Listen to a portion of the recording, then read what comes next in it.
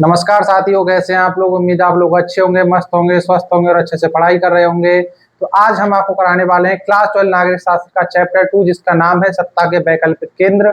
और इससे पहले हम जो है आपको फर्स्ट चैप्टर यानी दो ध्रुवीयता अंत चैप्टर के सब्जेक्टिव और ऑब्जेक्टिव क्वेश्चन करा चुके हैं। और अब आज हम आपको कराने वाले हैं इसके सब्जेक्टिव क्वेश्चन, जो कि आपकी परीक्षा में पूछे जाते हैं। तो आइए बिना देरी के वीडियो को स्टार्ट करते हैं। तो इसमें आपका सबसे पहला प्रश्न है कि आसियान और दक्षेस का पूरा नाम बताइए। दक्षिण जिसे हम हिंदी में सार्क यानी कि इंग्लिश में सार्क भी कहते हैं, और आसियान, तो आसियान का पूरा नाम है association of south east Asian nation, यानी कि दक्षिण पूर्व एशियाई राष्ट्रों का संघ। और सार्क का जो पूरा नाम है वो south Asian association for regional corporation, यानी कि दक्षिण एशियाई क्षेत्रीय सहयोग संगठन। तो दक्षेस और आसियान का ये है पूरा नाम, जो कि आपकी परीक्षाओं में 2 नंबर में पूछा जाता है। अब आपका जो अगला प्रश्न है वो है आसियान के सदस्य देशों के नाम बताइए। तो आसियान के 10 सदस्य देश हैं, जिनमें Brunei, Vietnam, Myanmar, Cambodia, Laos, Indonesia, Malaysia, Philippines, Singapore और थाईलैंड है। यानी कि आपसे ये जो दोनों क्वेश्चन है 2-2 नंबर में पूछे जाते हैं और वेरी वेरी इंपॉर्टेंट क्वेश्चन है। आपसे पहला पूछा जाता है कि आसियान और दक्षिण की का जो पूरा नाम है वो बताइए, या फिर आपसे पूछा जाएगा कि आसियान के सदस्य देशों के नाम बताइए, या फिर आपसे पूछा जाता है कि आसियान की स्थापना कब हुई थी। तो आसियान की स्थापना जो है 1967 में हुई थी, और ये क्वेश्चन आपसे पूछा जाता है। और ये जो है बैंकॉक घोषणा पत्र पर हस्ताक्षर करके 5 देशों ने जो है इसकी स्थापना की थी। किसकी? आसियान की। तो ये क्वेश्चन आपसे काफी ज्यादा पूछा जाता है। और जो दक्षेस है यानी कि सार्क, इसकी स्थापना कब हुई थी? इसकी स्थापना हुई थी 1985 में। ये भी आपको याद रखना है, क्योंकि ये भी क्वेश्चन आपसे पूछा जाता है कि दक्षेस की स्थापना कब हुई थी। तो दक्षेस की स्थापना जो है 1985 में हुई थी। अब हमारा अगला क्वेश्चन है कि आसियान के संस्थापक सदस्य देशों के नाम बताइए। यानी कि जो 1967 ईस्वी में आसियान की स्थापना 5 देशों ने मिलकर की थी, तो वो संस्थापक देश कौन से थे? तो आसियान के संस्थापक देशों के नाम है इंडोनेशिया, मलेशिया, फिलीपींस, सिंगापुर और थाईलैंड। तो ये क्वेश्चन भी आपसे 2 नंबर में पूछा जाता है। अब आपका अगला क्वेश्चन है कि आसियान क्या है और यह कब अस्तित्व में आया। तो आसियान दक्षिण पूर्व एशियाई राष्ट्रों का संघ है। इसकी स्थापना 1967 में इंडोनेशिया, मलेशिया, फिलीपींस, सिंगापुर और थाईलैंड ने बैंकॉक घोषणा पत्र पर हस्ताक्षर करके की थी, जिससे आसियान की शुरुआत हुई। ब्रुनेई 1984 में शामिल हुआ, वियतनाम 1995 में शामिल हुआ, लाओस और म्यांमार 1997 में शामिल हुए, और कंबोडिया जो है 1999 में इसमें शामिल हुआ था। यानी कि जो आसियान था वो क्या था? वो जो है आसियान जो है दक्षिण पूर्व एशियाई राष्ट्रों का संघ है, और इसकी स्थापना 1967 में हुई, जो कि इंडोनेशिया, मलेशिया, फिलीपींस, सिंगापुर और थाईलैंड ने की, जो कि बैंकॉक घोषणा पत्र पर हस्ताक्षर करके की थी। इसमें ब्रुनेई जो है 1984 में शामिल हुआ, वियतनाम 1995 में शामिल हुआ, लाओस और म्यांमार जो है 1997 में शामिल हुआ, और कंबोडिया जो है 1999 में इसमें शामिल हुआ। तो ये क्वेश्चन भी आपसे 2 नंबर में ही पूछा जाता है, तो ये भी आपको याद रखना है। अब आपका अगला क्वेश्चन आता है कि मार्शल योजना क्या है। इसने यूरोपीय आर्थिक सहयोग संगठन के गठन का रास्ता कैसे बनाया? तो मार्शल योजना अमेरिका द्वारा दूसरे विश्व युद्ध के बाद बनाई गई थी, ताकि यूरोपीय देशों की अर्थव्यवस्था को पुनर्गठित किया जा सके, क्योंकि दूसरे विश्व युद्ध के दौरान अधिकांश यूरोपीय देशों की अर्थव्यवस्था खराब हो चुकी थी। मार्शल योजना के अंतर्गत ही 1948 में यूरोपीय आर्थिक सहयोग संगठन की स्थापना की गई, जिसके माध्यम से पश्चिमी यूरोप के देशों को आर्थिक मदद दी गई थी। यानी कि मार्शल योजना क्या थी? मार्शल योजना जो है 1948 में यानी कि अमेरिका के द्वारा बनाई गई थी, जो कि दूसरे विश्व युद्ध के बाद बनाई गई, जो कि यूरोपीय देशों की अर्थव्यवस्था को पुनर्गठित करने के लिए बनाई गई थी। अब हमारा अगला क्वेश्चन आता है कि आसियान विजन 2020 की मुख्य बातें क्या थी। तो आसियान विजन 2020 की कुछ प्रमुख बातें हैं, जिनमें आसियान विजन 2020 का मकसद दक्षिण पूर्व एशिया में शांति और स्थिरता स्थापित रखना था। दूसरा मकसद था आसियान को एक बाहरी दृष्टिकोण वाला संगठन माना गया था, जो अंतरराष्ट्रीय मंच पर अहम भूमिका निभाएगा। आसियान को माल, सेवाओं, निवेशों और पूंजी के मुक्त प्रवाह की सुविधा देने वाला क्षेत्र माना गया था। तो ये जो है आसियान विजन 2020 की कुछ मुख्य बातें थी, अभी और हैं, जिनमें आसियान को समान आर्थिक विकास और कम गरीबी और सामाजिक आर्थिक असमानताओं वाला क्षेत्र माना गया था। पर्यावरण प्रदूषण और क्षरण के प्रति दक्षिण एशियाई देशों के बीच जिम्मेदारी बढ़ाने पर जोर दिया गया था। टकराव की जगह बातचीत को बढ़ावा देने की नीति को प्राथमिकता दी गई थी। तो ये जो है आसियान विजन 2020 की कुछ प्रमुख बातें थी। अब आगे आता है यूरोपीय संघ की सफलता के प्रमुख कारणों का उल्लेख कीजिए। तो 1 नवंबर 1993 से यूरोपीय आर्थिक समुदाय ने यूरोपीय संघ का नाम अपना लिया। यूरोपीय संघ के समुदाय देशों की संख्या 27 है। इसमें शामिल देशों की साझी कृषि नीति खाद्य पदार्थों का एक बड़ा हिस्सा संयुक्त राष्ट्र संघ के खाद्य सहायता कार्यक्रम के अंतर्गत दान में दिया जाता है। विश्व के आर्थिक मामलों में यूरोपीय संघ की प्रमुख भूमिका है। यूरोपीय संघ का एक साझा बाजार और एकीकृत मुद्रा है।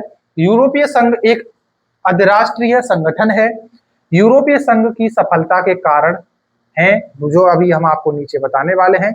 ये जो है यही जो है यूरोपीय सफलता, यानी कि जो यूरोपीय संघ था इसकी सफलता के कारण थे। क्या थे कि 1 नवंबर 1993 में यूरोप की आर्थिक समुदाय ने जो है यूरोपीय संघ का नाम अपना लिया। यानी कि आपसे अगर पूछा जाए कि यूरोपीय संघ की स्थापना कब हुई, तो 1992 में हुई, लेकिन 1 नवंबर 1993 में यूरोपीय संघ ने अपना नाम अपना लिया था। किसने? यूरोपीय आर्थिक समुदाय ने। तो ये क्वेश्चन आपसे पूछा जाता है कि यूरोपीय संघ की स्थापना कब हुई, तो 1992 में हुई। और यूरोपीय संघ में जो सदस्य देश शामिल थे वो जो है 27 थे, और इसमें शामिल देशों की साझी कृषि नीति खाद्य पदार्थों का एक बड़ा हिस्सा संयुक्त राष्ट्र संघ खाद्य सहायता कार्यक्रम के अंतर्गत दान में दिया जाता था, ताकि लोगों की समय आने पर मदद की जा सके। अब हमारा अगला क्वेश्चन आता है, यूरोपीय संघ का गठन एवं उसके उद्देश्यों की व्याख्या कीजिए। तो यूरोपीय संघ की स्थापना 1992 में maastricht संधि के द्वारा हुई थी। वर्तमान में यूरोपीय संघ में 27 देश शामिल हैं, और 1 नवंबर 1993 को यूरोपीय आर्थिक समुदाय ने यूरोपीय संघ का नाम अपना लिया। यह यूरोप में स्थित 27 देशों का एक आर्थिक राजनीतिक मंच है, जिसमें आपस में प्रशासकीय साझेदारी होती है, जो संघ के सभी राष्ट्रों पर लागू होती है।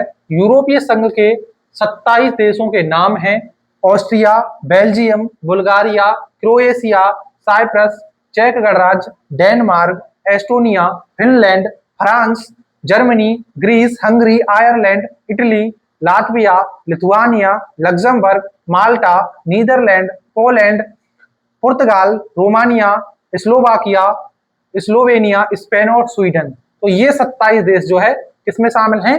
यूरोपीय संघ में। और यूरोपीय संघ की स्थापना कब हुई? 1992 में हुई। किसके द्वारा हुई? maastricht संधि के द्वारा हुई। और 1 नवंबर 1993 को यूरोपीय आर्थिक समुदाय ने यूरोपीय संघ का नाम अपना लिया। और ये जो है एक 27 देशों का क्या था? संगठन था, जिसमें 27 देश कौन कौन से थे अभी आपने पढ़े: लिथुआनिया, लग्जमबर्ग, स्लोवाकिया, रोमानिया, पुर्तगाल, Poland, Netherlands, Sweden, Spain, Slovakia, Slovenia, Malta, Hungary, Greece, Ireland, Italy, Denmark, Estonia, Finland, France, Bulgaria, Belgium, Austria गणराज्य यानी कि चेक गणराज्य, साइप्रस और क्रोएशिया। तो ये 27 देश जो है इसमें शामिल थे। इसके उद्देश्य आते हैं, यानी कि जो यूरोपीय संघ के निम्नलिखित उद्देश्य हैं: यूरोप के देशों को आर्थिक, सामाजिक और सुरक्षा के लिहाज से एक दूसरे के करीब लाना, ये इसका प्रमुख उद्देश्य था। यूरोप में शांति और सहयोग को बढ़ावा देना, ये भी एक प्रमुख उद्देश्य था। यूरोप को पृथ्वी के सबसे बड़े व्यापारिक ब्लॉकों में एक बनाना, ये भी इसका प्रमुख उद्देश्य था। जलवायु परिवर्तन जैसी वैश्विक समस्याओं को एक स्वर से सुलझाना, ये भी इसका एक प्रमुख क्या था? उद्देश्य था। यानी कि जिसे हम क्या कहते हैं? जलवायु परिवर्तन। यानी आप जानते हैं कि आज के टाइम पर ग्लोबलाइजेशन, जिसे हम कहते हैं वैश्वीकरण, और आप जानते हैं कि काफी ज्यादा अब क्या हो रहा है कि ओजोन परत नष्ट होती जा रही है, इसके लिए भी इसमें जो है चर्चा होती है। आगे इसी में आता है यूरोप के लोगों के मानवाधिकारों को सुनिश्चित करना, ये भी इसका प्रमुख उद्देश्य था। यूरोप के समाज में मानवीय गरिमा को स्थापित करना, ये भी इसका प्रमुख उद्देश्य था। यूरोप के समाज में लोकतंत्र को सुनिश्चित करना, ये भी इसका एक प्रमुख उद्देश्य था। यूरोप के सभी सदस्य देशों में कानून का शासन स्थापित करना, ये भी इसका प्रमुख उद्देश्य था। यूरोप के सभी सदस्य देशों में स्वतंत्रता और समानता के सिद्धांतों को सुनिश्चित करना, ये भी इसका एक प्रमुख उद्देश्य था। अगर आप इसी प्रकार लिखेंगे तो आपको एग्जामिनर पूरे नंबर देगा। अगर आप इसे पॉइंट वाइज लिखते हैं तो आपको तभी पूरे नंबर मिलते हैं। अब आगे आता है कि चीन, विश्व में चीन के उभरते प्रभाव का आकलन कीजिए। तो अब हमें बताना है कि विश्व में चीन जो है इतनी बड़ी अर्थव्यवस्था कैसे बना, क्योंकि आप भी जानते हैं चीन जो है भारत से पीछे आजाद हुआ, लेकिन फिर भी आज के टाइम पर चीन जो है भारत से काफी ज्यादा आगे है। आप जानते हैं कि भारत की जो जीडीपी है वो है लगभग 4.5 ट्रिलियन डॉलर, लेकिन जो चीन है उसकी जीडीपी है लगभग 18 ट्रिलियन डॉलर। यानी कि आप जान सकते हैं कि जो हमारे देश से बाद में आजाद हुआ फिर भी वो जो है इतना ज्यादा शक्तिशाली कैसे बना, इतना ज्यादा पैसे वाला देश कैसे बना, और जबकि वहाँ की जनसंख्या हमारे देश से भी ज्यादा थी।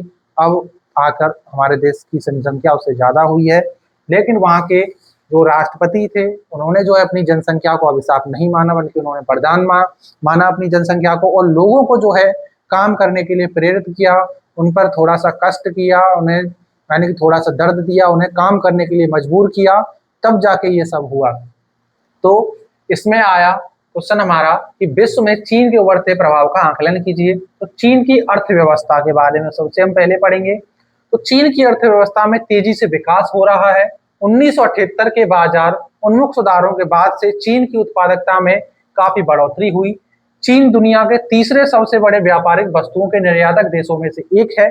चीन की अर्थव्यवस्था में विदेशी निवेश को प्रोत्साहित किया गया है। यानी कि आप जानते हैं कि 1978 में चीन ने ओपन डोर पद्धति को अपनाया था, यानी कि खुले द्वार नीति को अपनाया था, और उन्होंने जो है अपने सभी देशों के लिए उन्होंने जो है अपने देश के द्वार खोल दिए, वहां पर जो कोई भी आके व्यापार कर सकता था। तो इसे कहते हैं ओपन डोर पॉलिसी। आगे आता है चीन का वैश्विक प्रभाव। तो चीन की वैश्विक अर्थव्यवस्था में हिस्सेदारी काफी अहम है। विश्व व्यापार और शेयर बाजार पूंजीकरण में चीन की हिस्सेदारी करीब 10% है। चीन दुनिया के सबसे बड़े निर्यातक देशों में से एक है। चीन के पास सबसे बड़ा विदेशी मुद्रा भंडार है। यानी कि चीन जो है उसके पास सबसे बड़ा विदेशी मुद्रा भंडार है, यानी कि उसके पास जो है काफी ज्यादा डॉलर भी है, यूरो भी है, यानी कि सबसे ज्यादा जो विदेशी मुद्रा का भंडार है वो सिर्फ और सिर्फ चीन के पास है। आगे इसमें आता है चीन की तकनीकी क्षमता। तो चीन में मोबाइल ऐप के जरिए डिजिटल भुगतान काफी तेजी से बढ़ रहा है।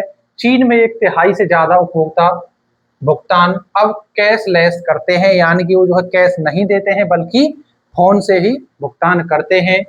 चीन का संयुक्त राष्ट्र में प्रभाव, यानी कि जो चीन का संयुक्त राष्ट्र संघ में प्रभाव क्या है, तो चीन संयुक्त राष्ट्र संघ में अपने बढ़ते प्रभाव का इस्तेमाल मानवाधिकार के मुद्दों पर अपनी नीति को प्रोत्साहित करने के लिए कर रहा है। तो आप जानते हैं कि जो संयुक्त राष्ट्र संघ है उसमें 5 स्थायी सदस्य देश हैं, संयुक्त राष्ट्र संघ देश, यानी कि संयुक्त,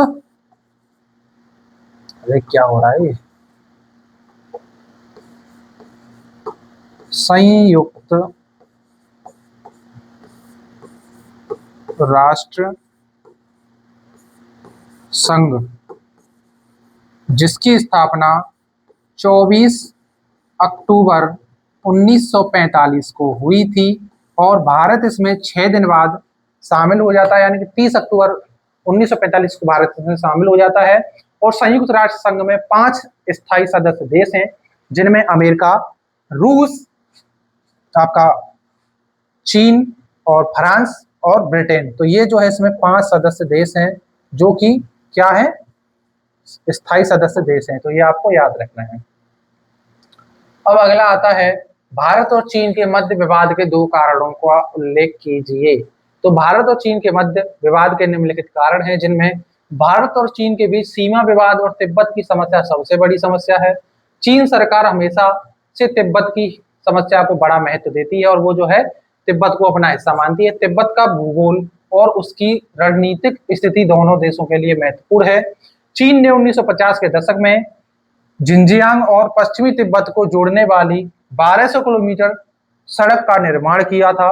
तो ये भी जो है क्या है, भारत और चीन के विवाद, मध्य के विवाद, यानी मध्य जो है विवाद के कारण बने हुए हैं। आगे आता है इस सड़क का 169 किलोमीटर हिस्सा भारत द्वारा दावा किए गए अक्साई चीन क्षेत्र में जॉनसन लाइन के दक्षिण में चला गया था।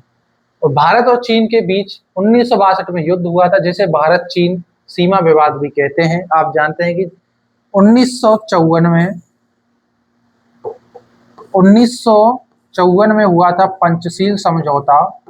पंचशील समझौता जो कि भारत और चीन के बीच में हुआ था, और इस समय एक नारा लगा था जिसका नाम था हिंदू चीनी भाई भाई।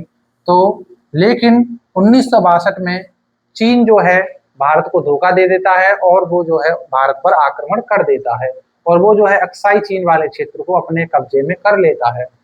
भारत ने चीन पर आरोप लगाया था कि उसने वीजा नियमों का उल्लंघन किया और 13 अरब डॉलर की धनराशि की हेराफेरी की थी। भारत ने चीनी कंपनी शाओमी की 60 करोड़ डॉलर से ज्यादा की संपत्ति जब्त कर ली थी। तो यानी कि जो चीन की कंपनी है शाओमी, जिसकी 60 करोड़ डॉलर से ज्यादा की संपत्ति भारत ने हड़प यानी कि क्या कर ली थी, जब्त कर ली थी। आगे आता है अक्साई चीन पर चीन का शासन है, जबकि भारत इसे लद्दाख का हिस्सा मानता है। यानी कि जो अक्साई चीन है, जो भारत यानी कि जो 1962 में चीन ने जो हड़प लिया था, भारत इसे लद्दाख का हिस्सा मानता है, लेकिन चीन इसे नहीं देता है। अरुणाचल प्रदेश को लेकर विवाद है। चीन तवांग को तिब्बत का हिस्सा मानता है। यानी कि अरुणाचल प्रदेश में एक जगह पड़ती है जिसका नाम है तवांग, तो चीन जो है उसे तिब्बत का हिस्सा मानता है। इसको लेकर भी भारत और चीन के मध्य विवाद बना हुआ है। गलवान घाटी विवादित क्षेत्र है। यह लद्दाख और अक्साई चीन के बीच भारत चीन सीमा के पास है। ये भी जो है एक विवाद का क्षेत्र बना हुआ है। आगे आता है तिब्बत का पठार। तो तिब्बत का भूगोल और रणनीतिक यानी कि रणनीतिक स्थिति दोनों देशों के लिए अहम है। तिब्बत में मानवाधिकारों का उल्लंघन और दलाई लामा का भारत में रहना भी तनाव का कारण हुआ है। यानी कि जब चीन ने तिब्बत पर आक्रमण किया तो वहां के एक नेता थे जिनका नाम था दलाई लामा, जो कि भारत में आकर शरण लेते हैं और भारत के जो प्रधानमंत्री होते हैं उनको शरण दे देते हैं। और चीन जो है कहता है कि भारत जो है हमारे साथ गद्दारी कर रहा है, और 1962 में आकर वो जो है भारत पर क्या कर देते हैं, आक्रमण कर देते हैं। आगे आता है बेल्ट एंड रोड पहल से जुड़े विवाद भी हैं। सीमा पर आतंकवाद के मुद्दे पर चीन का पाकिस्तान को समर्थन देना भी विवाद का कारण बना हुआ है। हिंद महासागर और प्रशांत महासागर क्षेत्र में भारत की भूमिका पर चीन का असंतोष विवाद का कारण भी बना हुआ है। यानी कि जो चीन जो है पाकिस्तान को बार बार आतंकी हमले करवाता है, यानी कि पाकिस्तान से कहकर भारत पर आतंकी हमले भी करवाता है। हालांकि इसकी वजह सामने कभी नहीं आती है, लेकिन चीन उसका समर्थन करता है, तो ये भी जो है इसका एक कारण बना हुआ है। तो अब ये चैप्टर आपका यहीं समाप्त होता है। आपके सारे के सारे जो सब्जेक्टिव क्वेश्चन इस चैप्टर में से बनते हैं वो आपके सारे के सारे यहीं समाप्त होते हैं। उम्मीद है आपको ये वीडियो पसंद आई होगी और चैप्टर अच्छे से समझ में आया होगा। अगर आपको वीडियो पसंद आई हो तो प्लीज वीडियो को लाइक कर देना। आप चैनल पर नए हो तो चैनल को जरूर सब्सक्राइब कर लेना, और मिलते हैं अगली वीडियो में। तब तक के लिए जय हिंद, वंदे मातरम, और अपनी तैयारी को ऐसे ही बेहतर बनाते रहें। आगे आपके हिस्ट्री के चैप्टर्स भी आने वाले हैं।